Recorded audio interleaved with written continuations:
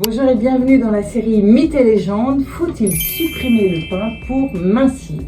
Alors, pour la suppression diront, oui, le pain peut être riche en calories, surtout si vous consommez des pains gras, sucrés.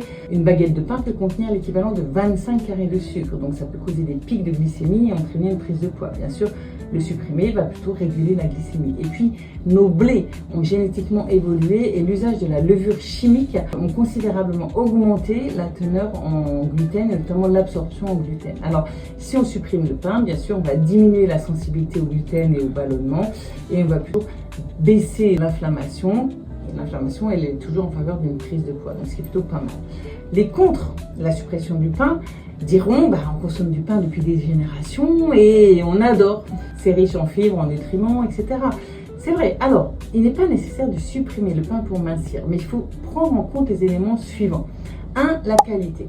Privilégier du pain de type petite épaule, pain viking, pumpernickel, Volkenbrot, pain à base de céréales anciennes et surtout du levain naturel. 2. La quantité. À table, c'est 1 ou 2 tranches de pain, de bon pain ou des féculents. Mais ce n'est pas pommes de terre plus pain, riz plus pain, pâtes plus pain, etc.